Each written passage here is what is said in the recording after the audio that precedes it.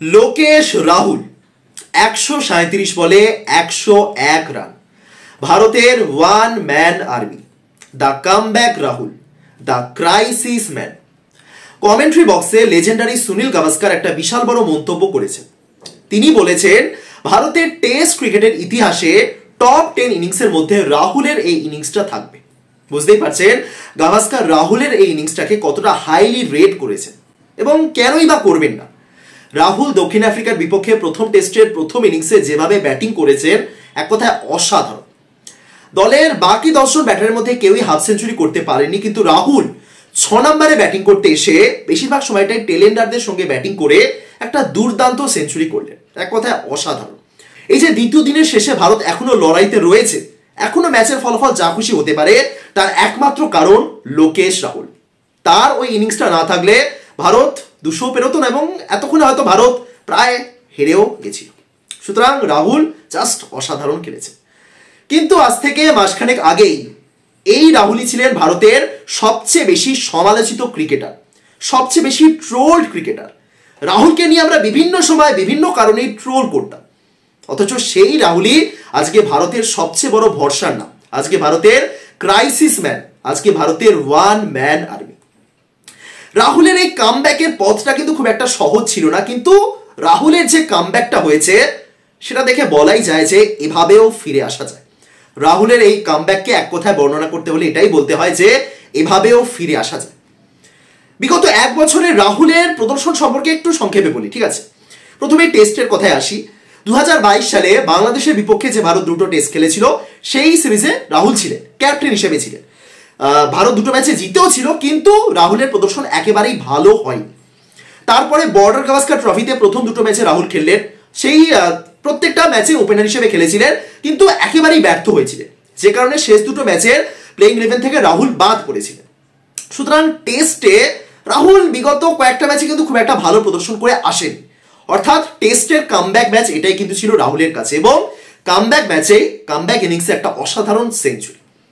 টেস্টের কথা হলো, এবার টি20-র কথা যদি বলি, রাহুল তো সেই শেষ টি20 ম্যাচ খেলেছিলেন 2022 সালে, সেই টি20 বিশ্বকাপের সেমিফাইনাল ম্যাচ, এবং টি20 বিশ্বকাপ 2022-এ রাহুল মোটেই ভালো প্রদর্শন করতে পারেনি। 2টো হাফ সেঞ্চুরি ছিল বটে, কিন্তু বাকি 4টে ম্যাচে তিনি সিঙ্গেল ডিজিটে আউট হয়েছিলেন, ইনক্লুডিং ওই বিশ্বকাপের সেমিফাইনাল, মানে টি20 বিশ্বকাপের সেমিফাইনালে ইংল্যান্ডের বিপক্ষে। সুতরাং টি20তেও সেই রাহুলকে কিন্তু আমরা বিগত 1 বছরে দেখতে পাইনি। এবং যদি ওডিআইয়ের কথা বলি, তাহলে ওডিআইতে রাহুল ছিলেন বটে, কিন্তু সেরকম ভালো প্রদর্শন বা মনে রাখার মতো প্রদর্শন, দুর্দান্ত সেঞ্চুরি কিছুই আসছিল না। শ্রীলঙ্কার বিপক্ষে একটা হাফ সেঞ্চুরি ছিল, অস্ট্রেলিয়ার বিপক্ষে একটা ম্যাচ উইনিং হাফ সেঞ্চুরি ছিল, ওটা একটা ভালো ইনিংস ছিল, কিন্তু মনে রাখার মতো ইনিংস ওডিআইতেও কিন্তু রাহুল খুব একটা করতে পারেননি। তার মাঝে আইপিএলে তিনি চোট পেয়ে গেলেন এবং সেই কারণে ডাব্লিউটিসির ফাইনাল থেকে বাদ পড়লেন, বাকি আইপিএলের মরশুমটা বাদ পড়লেন। তার মাঝে তিনি ওডিআইতে ভাইস ক্যাপ্টেন্সি হারালেন। তিনি রোহিতের অনুপস্থিতিতে ক্যাপ্টেন হচ্ছিলেন, কিন্তু খারাপ প্রদর্শনের জন্য দল থেকেও বাদ পড়লেন, ভাইস ক্যাপ্টেন্সিও হারালেন। সুতরাং রাহুলের জন্য কিছুই ভালো হচ্ছিল না, কিছুই না। চোট পাচ্ছিলেন, খারাপ প্রদর্শন করছিলেন, মিসফিল্ড করছিলেন। সে মনে আছে বাংলাদেশের বিপক্ষে সেই যে রাহুল ক্যাচটা মিস করলেন, ওই কারণেই বলা যেতে পারে ভারত শেষ দিকে গিয়ে ম্যাচটা হেরে গেল, মেহেদী হাসান মিরাজ ম্যাচটা জিতিয়ে ফিরলেন। সুতরাং রাহুলের কেরিয়ারটা একেবারেই জম ছিল না। কিন্তু তারপর এলো সেই বহু প্রতীক্ষিত ম্যাচ, পাকিস্তানের বিপক্ষে রাহুলের সেই দুর্দান্ত সেঞ্চুরি এশিয়া কাপ 2023-এ। ওই একটা ম্যাচই যেন তার জীবন পুরোপুরি বদলে দিল, তার কেরিয়ারটাই বদলে দিল। ওই সেই সেঞ্চুরিটা করলেন তিনি, একটা দুর্দান্ত ইনিংস, এবং পাকিস্তানের বিপক্ষে ভারত জিতল, এবং তারপর রাহুলকে আর পিছনে ফিরে তাকাতে হয়নি। তারপর বিশ্বকাপে অস্ট্রেলিয়ার বিপক্ষে অপরাজিত 97 রানের ইনিংস, এবং ম্যাচটা জিতেও ছিলেন কোহলির সাথে একটা দারুণ পার্টনারশিপ করে। তারপরে সেই নেদারল্যান্ডসের বিপক্ষে একটা মানে বিশ্বকাপের মঞ্চে ভারতীয় ব্যাটারদের মধ্যে দ্রুততম সেঞ্চুরি করলেন। ফাইনালে একটা ভালো ইনিংস খেললেন। তারপর এই ওডিআই দক্ষিণ আফ্রিকার সঙ্গে যে ওডিআই সিরিজটা খেললো কয়েকদিন আগে ভারত, সেখানে তিনি ক্যাপ্টেন হিসেবে আবারও ফিরলেন এবং দক্ষিণ আফ্রিকার মাটি থেকে ক্যাপ্টেন হিসেবে সিরিজ জিতে ফিরলেন। তারপরে এই টেস্টের প্রথম ম্যাচেই সেঞ্চুরি, দুর্দান্ত একটা সেঞ্চুরি। সুতরাং রাহুলের এই কামব্যাক দেখে কিন্তু বলাই যায় যে এভাবেও ফিরে আসা যায়। ভারতীয় ক্রিকেটারদের কামব্যাকের গল্প বললে অনেকেই হয়তো বিরাট কোহলির প্রসঙ্গ টেনে আনবেন, কারণ কোহলি ওই 70 সেঞ্চুরির পর যেভাবে একটা 3 বছর সময় কাটিয়েছিলেন, তারপরে আবারও সেঞ্চুরির পথে ফিরে এসেছেন। অনেকেই হয়তো বলতে পারেন যে কোহলির কামব্যাক অসাধারণ, কিন্তু সত্যি কথা বলতে কোহলি কোনোদিনও কামব্যাক করেননি, কোহলিকে কামব্যাক কোনোদিনও করতেই হয়নি। যদি কোহলির সেঞ্চুরি না পাওয়া অফ ফর্ম হয়ে যায় তাহলে কিছু বলার নেই। ওই 3 বছর যখন কোহলি সেঞ্চুরি করতে পারেনি সেই সময়তেও কিন্তু কোহলি 40-এর অ্যাভারেজ নিয়ে ব্যাটিং করেছে। সুতরাং কোহলি কোনোদিনও কামব্যাক করেননি, কোহলি আবার সেঞ্চুরির রাস্তায় ফিরে এসেছে। কিন্তু কামব্যাকটা আসলেই করেছেন লোকেশ রাহুল। একটা খুব খারাপ সময়ের মধ্যে দিয়ে কাটিয়েছিলেন, ট্রোলড হয়েছিলেন, সমালোচিত হয়েছিলেন, কেন রাহুলকে খেলানো হচ্ছে সেই নিয়ে সবাই প্রশ্ন তুলেছিলেন। রাহুল কি কোনো কোটায় খেলেন এই নিয়ে অনেকে প্রশ্ন করেছিলেন। কিন্তু অ্যাট লাস্ট রাহুল যে জায়গাতে ফিরে এসেছেন, রাহুল আবারও সেই ভরসা একজন ক্রিকেটার হয়ে এসেছেন এবং ওপেনার হিসেবে নয়, এবার মিডিল অর্ডারের একজন ব্যাটার হিসেবে 5 নাম্বার বলুন বা 6 নাম্বার বলুন, সেই জায়গাতে রাহুল যেভাবে মানিয়ে নিয়েছেন এক কথায় অসাধারণ। টেস্টে কিপার কে হবেন, টেস্টে পুরো গোটা দিন কিপিং এর দায়িত্ব কে সামলাবেন, রাহুল ওডিআই টি20তে ঠিক আছেন পার্ট টাইম কিপার হিসেবে, টেস্টে চলবেন না, এইরকম প্রচুর প্রশ্ন আমাদের মনে ছিল। যে কারণেই আমরা ঈশান কিষান বা শ্রীকর ভারতকে কিপিং করতে দেখেছি বিগত কয়েকটা ম্যাচে, টেস্ট ম্যাচে, কিন্তু মানে ঋষভ পান্তের অনুপস্থিতিতে। কিন্তু রাহুল এই ম্যাচে প্রমাণ করলেন যে না, টেস্টে কিপার হিসেবেও তিনি কিন্তু ঠিক ততটাই ভালো, এবং সাউথ আফ্রিকাতে একজন কিপার হিসেবে তিনি সেঞ্চুরি করলেন, তাও আবার একজন অ্যাওয়ে ব্যাটার হিসেবে, ভারতীয় ব্যাটার হিসেবে। জাস্ট অসাধারণ। রাহুলের প্রশংসা যত করব ততই কম হবে। থ্যাংক ইউ লোকেশ রাহুল, এইরকম পরিস্থিতিতে ভারতকে পরপর ম্যাচ বাঁচানোর জন্য। ভারতের ব্যাটিং কোচ তো বলেই দিয়েছেন রাহুল হলেন ভারতের ক্রাইসিস ম্যান। যেভাবে ইনিংসটাকে তিনি অ্যাক্সিলারেট করলেন, রাহুল যখন হাফ সেঞ্চুরিটা কমপ্লিট করেছিলেন সেটাই একটা বিশাল বড় ইনিংস ছিল। ওই জায়গাতে দাঁড়িয়ে যেভাবে তিনি ব্যাটিং করেছেন, শার্দুল ঠাকুরের সাথে যে পার্টনারশিপটা বিল্ড করলেন, বা তার আগে শ্রেয়াসের সাথে যেভাবে ব্যাটিং করছিলেন, মানে রাহুলকে দেখে মনে হচ্ছিল যে না, রাহুল যতক্ষণ আছেন একটা ভরসা আছে আমাদের। তারপরে যখন আসলেই টেলেন্ডাররা চলে এলেন, যখন পার্টনারের থেকে কিছু ভরসা তিনি করতে পারবেন না, সেই জায়গাতে দাঁড়িয়ে তিনি কিন্তু বড় শটও খেললেন। ওই যে সেঞ্চুরির দোরগোড়ায় দাঁড়িয়ে ছক্কা মারা, ওই সেঞ্চুরি দোরগোড়ায় দাঁড়িয়ে যে ছক্কাগুলো তিনি মারলেন অতটা কিন্তু সহজ হয় না। ওই জায়গাতে একটা সেঞ্চুরির চাপ থাকে, নার্ভাস 90 বলে একটা ব্যাপার চলে আসে।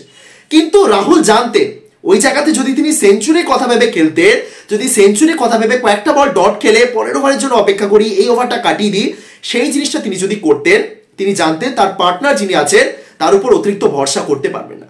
বাই চান্স যদি স্ট্রাইক তিনি পরের ওভারের জন্য না নিতে পারেন, তাহলে তার পার্টনারকে ফেস করতে হবে। এবং সেই দিকে সাউথ আফ্রিকার পেসাররা কিন্তু যথেষ্ট ভালো বোলিং করছিলেন, সুতরাং হয়তো ওপাশ থেকে উইকেট পড়ে যেতে পারতো। তাই রাহুল ওই জায়গাতে ইনিংসটাকে আরেকটু বড় করলেন, প্লাস দলের রানটাও আরেকটু বাড়িয়ে দিলেন। রাহুল না থাকলে 200 পেরোতো না ভারতের ইনিংস। দারুণ খেলেছেন লোকেশ রাহুল।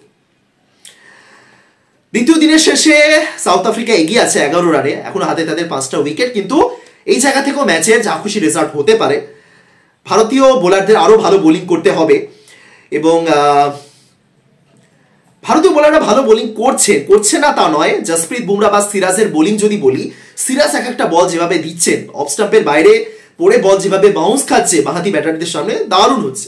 বুমরা এবং সিরাজ দুজনই ভালো বোলিং করেছেন।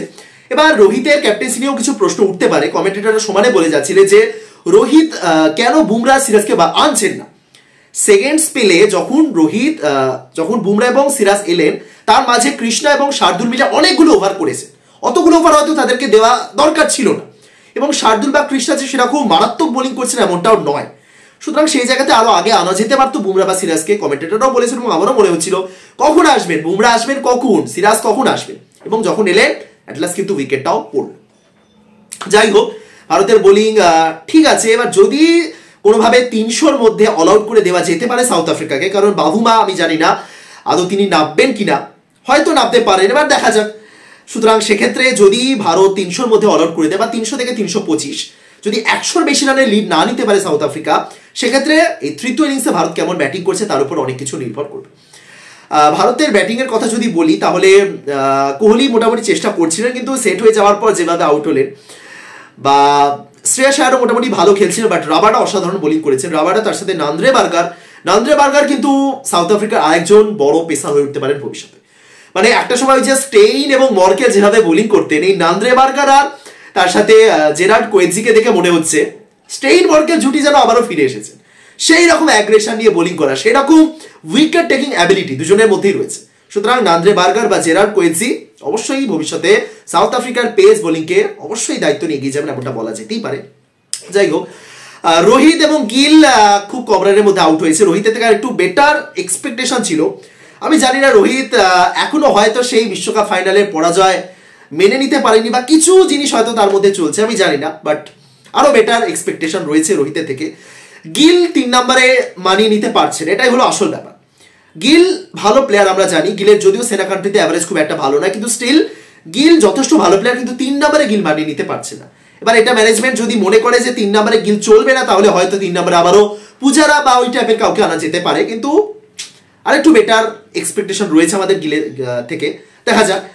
এবং ঠিকই আছে সব মিলিয়ে, একজন ব্যাটার কম নিয়ে খেলছে ভারত, জাদেজা নেই, অশ্বিন রয়েছে, তবে অশ্বিনও কম কিছু নন, অশ্বিনও অনেক সেঞ্চুরি করেছে। সুতরাং সব মিলিয়ে চালকের আসনে অবশ্যই সাউথ আফ্রিকা, কিন্তু ভারত এখনো লড়াইতে রয়েছে, এমনটা বলা যেতেই। তবে সবশেষে লোকেশ রাহুল একটা অসাধারণ ইনিংস খেললেন। আমি ভিডিওর মধ্যেই ওই আনলাকি 90s একটা কথা বলছিলাম, যে 90-এ পৌঁছানোর পর ব্যাটার একটু ছটফট করে। লোকেশ রাহুল টেস্ট ক্রিকেটের অন্যতম আনলাকি একজন ক্রিকেটার, তার কারণ টেস্ট ক্রিকেটে তিনি 199 রানে আউট হয়েছেন একবার। 199 রানে আউট হওয়া মানে বুঝতে পারছেন, 199, মাত্র 1 রান হলেই ডাবল সেঞ্চুরি হয়ে যাবে। এই 199 মাথায় অনেকেই আউট হয়েছেন, স্টিভও আউট হয়েছেন, স্টিভ স্মিথ আউট হয়েছেন, ডিন এলগার যিনি আজকে একটা সেঞ্চুরি করেছেন সেই ডিন এলগার আউট হয়েছেন, আর অনেকেই রয়েছেন, অনেক বড় বড় ব্যাটার 199-তে আউট হয়েছেন। রাহুলও কিন্তু সেই 199-তে আউট হবে একজন ক্রিকেটার, কিন্তু 199 রানের ইনিংসটা নিয়ে সেরকম চর্চা খুব একটা হয় না। তার কারণ সেই ম্যাচে ভারতের আরো একজন এমন একটা ইনিংস খেলেছিলেন যেটা আরো বেশি ছাপিয়ে গেছিল, ওই 199-কেও ছাপিয়ে গেছিল, সেটা হলো করুণ নায়ারের ট্রিপল সেঞ্চুরি। করুণ নায়ার যে ম্যাচে ট্রিপল সেঞ্চুরি করেছিলেন ইংল্যান্ডের বিপক্ষে, সেই ম্যাচে লোকেশ রাহুল 199 রানের ইনিংস খেলেছিলেন। সেটা একটা অন্যতম আন্ডাররেটেড ইনিংস বলা যেতেই পারে রাহুলের, এবং মেবি এতদিন সেটাই তার বেস্ট ইনিংস ছিল। কিন্তু আজকে রাহুল যে ইনিংসটা খেলেছেন সেই ইনিংসটাকেও কিন্তু ছাপিয়ে গেছে, এক কথা অসাধারণ খেলেছেন, একা লড়ে গেছেন লোকেশ রাহুল। টেস্টে লোকেশ রাহুল যথেষ্ট ভালো ক্রিকেটার। রাহুল একমাত্র ভারতীয় যিনি টানা 7টা ইনিংসে টেস্টে হাফ সেঞ্চুরি করেছেন, বুঝতেই পারছেন। এবং কামব্যাক হয়েছে রাহুল 2.0 ভার্সন বলা যেতেই পারে, যেমন ফিল্ডিং, যেমন উইকেটের পিছনে তার ডিআরএস নেওয়ার প্রবণতা, যেমন বোলারদের সাথে তার একটা কানেকশন, সবকিছু মিলে রাহুল কিন্তু এক কথায় অসাধারণ। সুতরাং কামব্যাক হতো এসা, বা এভাবেই ফিরে আসা যায় প্রকৃত উদাহরণ লোকেশ রাহুল।